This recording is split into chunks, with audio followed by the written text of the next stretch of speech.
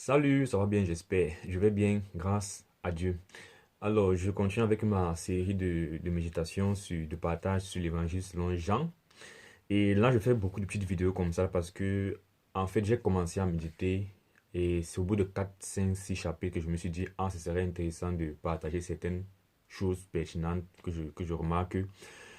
Et donc, là, je suis en retard par rapport à mon niveau actuel. Parce que présentement, je suis dans Jean 14. Mais là, je suis encore au niveau des partages de Jean 8, quoi. Donc, il y a encore des choses derrière que je voudrais rapidement partager et atteindre mon niveau pour pouvoir partager au jour le jour. Donc, là, dans Jean 8, je suis marqué donc par cette notion, le fait que le tout n'est pas de croire en Jésus, mais le truc est de croire en ce que Jésus est spécifiquement. Il y a une différence. Donc, le verset qui me fait penser à cela, c'est dans Jean 8, verset 24. Jésus dit, c'est pourquoi je vous ai dit que vous mourrez dans vos péchés, car si vous ne croyez pas ce que je suis, vous mourrez dans vos péchés. Donc, c'est différent de ce qu'on dit couramment, banalement. Il faut croire en Jésus. Donc là, il faut croire ce que je suis. Donc, ce qu'il représente, la définition de ce qu'il est, quoi. Et justement, dans Jean 13, 19, j'ai vu un verset similaire où Jésus dit, dès à présent, je vous le dis, avant que la chose arrive, afin que lorsqu'elle arrivera, vous croyiez à ce que je suis, quand vous croyez en moi. Donc, le fait de dire je crois en Jésus-Christ pour être sauvé, en fait, c'est un peu général. Il faut qu'on descende. Ça veut dire quoi? Finalement, qu'est-ce qu'il faut croire pour te sauver? Et donc, ça fait donc qu'on va aller un peu de manière crescendo pour voir que le christianisme est une religion qui est vraiment très, très, très exclusive. Donc, ça veut dire que, comment on dit, le chemin il est vraiment étroit. Quand on dit qu'il faut passer par Christ là, il faut vraiment passer par spécifiquement Jésus-Christ qui il est. Et en faisant non, on va se rendre compte que ça tamise naturellement beaucoup de personnes. Donc, les premières personnes que ça tamise, ce sera en fait ceux qui ne croient pas du tout que Jésus a existé. Donc, logique, n'est-ce pas? Parce que s'il faut croire en lui, il faut croire qu'il a existé. Donc, déjà, toute personne qui ne pense pas qu'un homme appelé Jésus-Christ a existé, ça les élimine déjà du salut. Maintenant, on fait un step en avant. Il y a maintenant des personnes qui croient qu'il y a un être humain appelé Jésus-Christ qui a vécu en Judée et tout ça, qui a existé, mais ne croient pas à l'étape suivante. Parce que l'étape suivante maintenant, c'est de croire que Jésus est le Fils de Dieu. Donc, du coup, ça élimine toute personne qui croit que Jésus-Christ a existé, une personne appelée Jésus-Christ, n'est-ce pas? C'est généralement les... Voilà, j'ai essayé de noter ça ici. Généralement, les humanistes, n'est-ce pas, vont, dans ces personnes, en fait, qui vont reconnaître les valeurs des enseignements de Jésus-Christ, que c'était quelqu'un qui était très vertueux et pieux, mais sans lui attribuer l'aspect fils de Dieu, n'est-ce pas? Ça les élimine. C'est ça que j'appelle les humanistes, les moralistes, tout ça. Ils n'ont pas de salut. Ça élimine également les juifs. Parce que les juifs n'ont jamais accepté que Jésus était le fils de Dieu. Ça élimine également les musulmans. Parce que les musulmans reconnaissent qu'il y a un homme appelé Jésus qui existait, il a fait les miracles, il était même spécial, mais il n'était qu'un prophète, il n'était pas le fils de Dieu. Donc, ça élimine également les musulmans pour le salut. Et puis, dans 1 Jean 2, verset 22,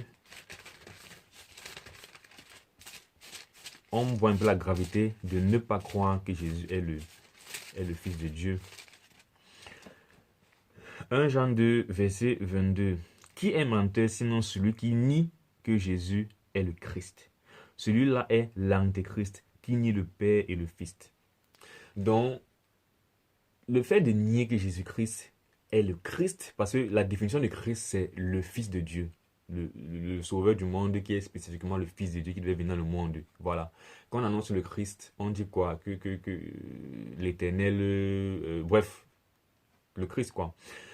Et donc, lorsque tu acceptes que Jésus a existé, mais tu refuses par contre que c'est le Fils de Dieu, c'est ce qu'on appelle l'esprit de l'antéchrist. Et lorsque tu acceptes qu'il y a un sauveur qui vient, mais ce sauveur en fait n'est pas Jésus, c'est ça qu'on appelle l'esprit de l'antéchrist.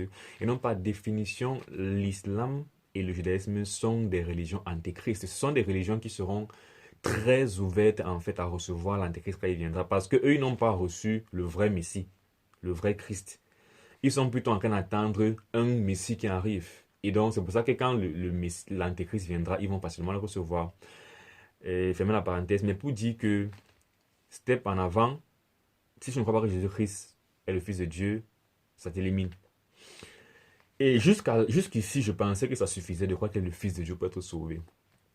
Et donc, je causais un jour avec un témoin de Jéhovah. En fait, un témoin de Jéhovah est venu me prêcher son évangile. Et donc, on essaie un peu de causer. J'essaie de comprendre, en fait, pourquoi est-ce qu'on est souvent très sceptique et distant d'eux. Ça, c'était vraiment la première fois que j'ai essayé de m'interroger à leur religion, hein, pour essayer de comprendre vraiment, ai-je vraiment des raisons de les repousser, tout ça.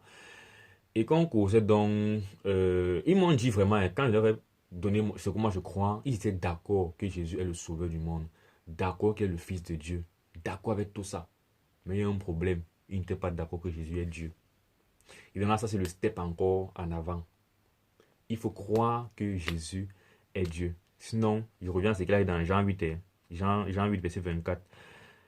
Vous mourrez dans vos péchés, car si vous ne croyez pas ce que je suis, vous mourrez dans vos péchés.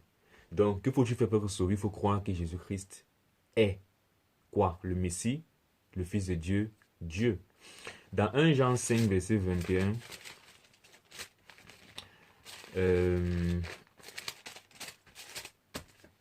à partir du verset 20, Jean dit, nous savons aussi que le Fils de Dieu, déjà on réitère que c'est le Fils de Dieu, n'est-ce pas, est venu et qui nous a donné l'intelligence pour connaître le véritable.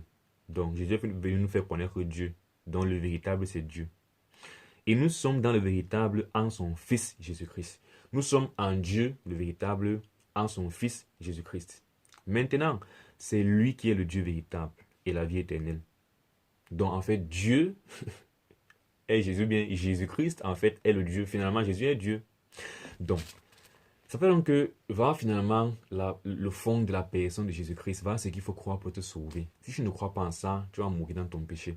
Et c'est là qu'il a compris que, les témoins de Jéhovah n'ont pas le même évangile que le christianisme a. Donc, eux également, s'ils ne se répandent pas pour croire en ce que Jésus est, donc Dieu, pas de salut pour eux également. Voilà, je crois que c'est cet aspect-là, en fait, de vraiment croire en ce que je suis. Pas seulement croire en moi, mais croire en ce que je suis. Et donc, c'est donc pour ça que de nos jours aussi, tous ces prédicateurs qui se lèvent et prêchent un Jésus qui n'est pas ce que Jésus est. D'un Jésus dont la mission, par exemple, est de satisfaire nos besoins. C'est-à-dire un Jésus que tout pour lui, c'est seulement du genre, tu dois prospérer, tu dois t'en sortir sur le plan financier, familial, de la santé, et tout le contraire de ça, ce n'est pas sa volonté. Au point où finalement, ton péché même, qu'il faut que ça soit pas là, la repentance, n'est même plus le débat. C'est maintenant tout par rapport à que dois-je faire pour aller dans ma destinée qui est d'accomplir mes besoins, mes besoins charnels. Un Jésus comme ça, en fait, ce n'est pas le vrai Jésus. Donc, si tu as une conception de Jésus comme ça, toi-même, tu n'es pas dans la vérité. Donc, voilà, vraiment, que le Seigneur nous aide vraiment à ouvrir les yeux et à pouvoir vraiment voir, comment dire, au travers de ces mirages que tout le monde prêche maintenant, que le monde, le diable nous propose les fausses images de qui est Dieu, mais qu'on puisse vraiment voir qui est Dieu, ou bien qui est Jésus-Christ, Dieu finalement. En bon entendeur, salut, que Dieu te bénisse, porte-toi bien, à dans une prochaine vidéo, ciao.